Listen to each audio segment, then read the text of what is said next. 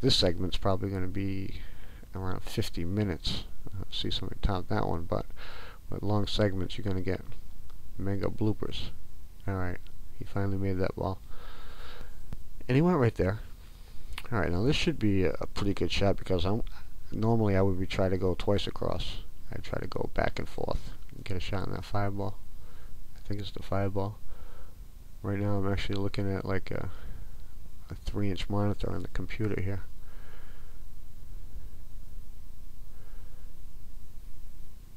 Now this low inside shot, like I said, I didn't start shooting until about a year ago.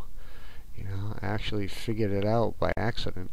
I was doing the, when the ball was frozen, I was doing the rail first with inside, no scratch. Rail first with inside, and sometimes my ball would come straight across the table, flat. And I'm like, I know I put spin on that ball. And it took me a little while to figure out I was actually hitting the ball first. I would hit the ball first, so it would start to draw, but then the inside hits the rail, and they kind of canceled each other out. It was like two opposite forces there.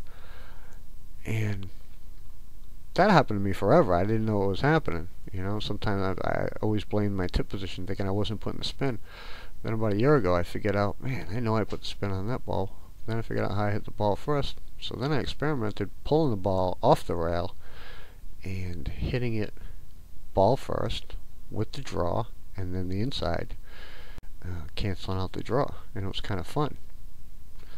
And like I said before, I started asking players about it, and some good players saying they would put some inside on that, and nobody ever told me exactly why or how it worked, just what they did with it.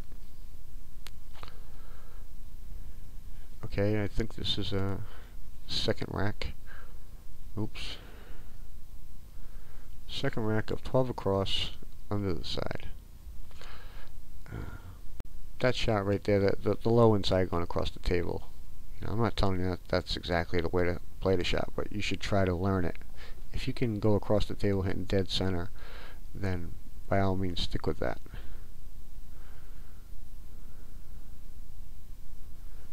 Alright, now I know the video camera's on here, so anytime I miss, trust me, I'm feeling a little bit of heat.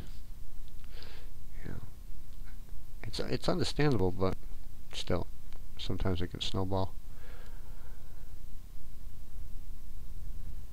Not bad.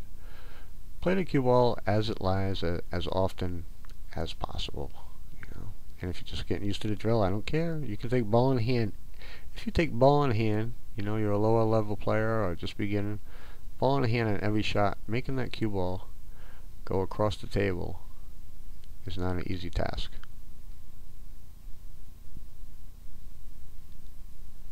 And with this drill, really, I mean, I've always known how important it is to hit the cue ball where you want, but tip position on this drill is crucial.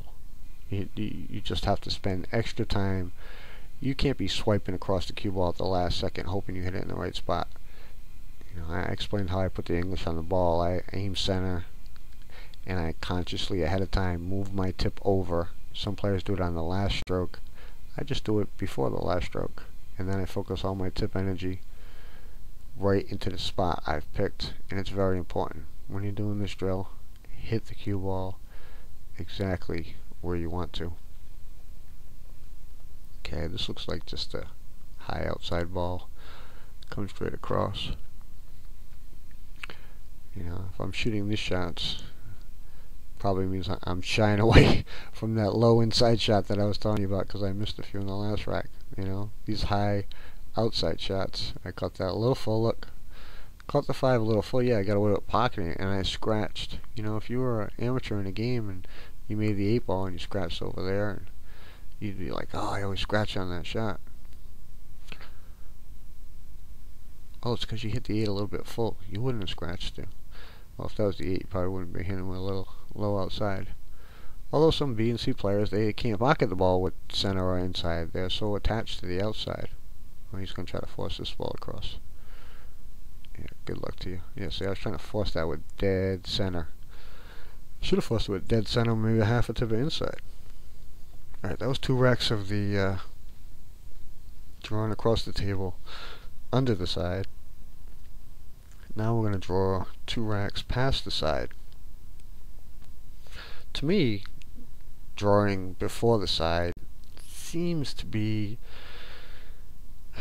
well, it's a little scarier. I mean, because most of these shots that I shoot, I know I'm going to draw past the side and drawing under the side, but I get more confident because of the way I punch the ball across the table with a cleaner stroke. These are mostly spin shots where I'm feeling like on this one ball. Oh, which reminds me, that instructional section earlier, I said I hit the shot with a lot of spin, so the spin grabs the one ball. I meant to say it grabs the cloth, Joe. Yeah, it grabs the cloth, see? And I was talking about, you know, if you're playing on new cloth. I use this shot with a little bit of draw, like this backspin when it hits the object ball, but I'm really counting on the side spin to grab the cloth and bring me back past the side. And if you're playing on new cloth, oof, I hit that ball bad. I don't know if I hit the full ball thin. I just pointed to something. Maybe I hit it. I must have hit the full ball thin, but I still must have dogged tip position. If you're playing on a new cloth, the cue ball's not going to grab and the side spin is not going to grab. It's going to be very tough. This shot on a new cloth, very, very tough to get back past the sides. So it's important you get to know your limits, when you can and you can't. I think I said it earlier, my table's playing like totally right in the middle. You know, the cloth is not old and worn, it's not new and slick. It's playing pretty average. The ball's grabbing okay. I do have the balls polished up here, probably, so, but they're pretty worn in right now. I mean, the cue ball, you know, all the object balls probably still polished up. Gotta polish them up so the pocket takes them a little better.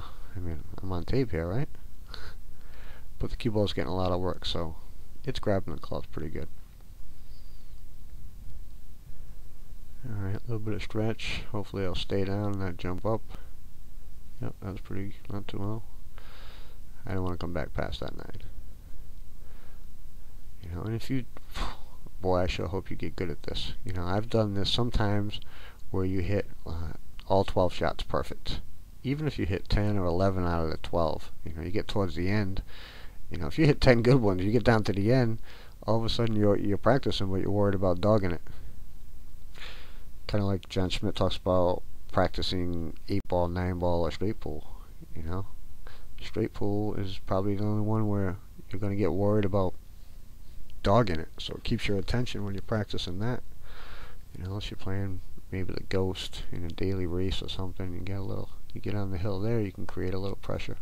But if you're just banging 9 balls around, you're not going to get that much pressure. He's not going to make it to the rail that time. Good angle, but he should have punched it a little bit more. Yeah. I don't know. I look straight in there. Drawing all the way back. Oh, I think I think I went to the rail first. Rail first. I'm not supposed to be doing that. All right, this is straight. I'm gonna have to whack this one. I ain't going rail first.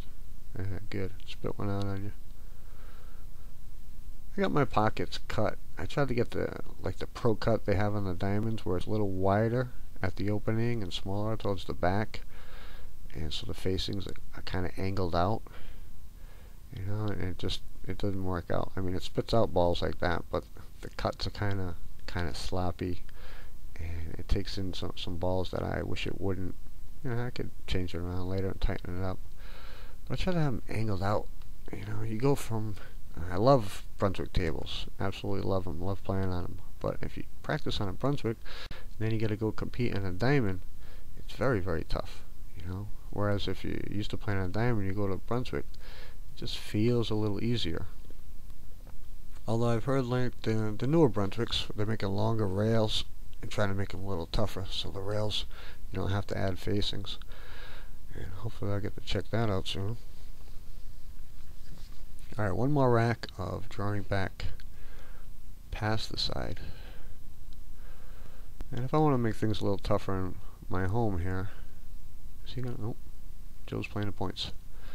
Got that sliding glass door over there to the left. The Atlantic Ocean's not too far away, so I can just open that, especially on a rainy day. Forget it. You know, dirty up the ball.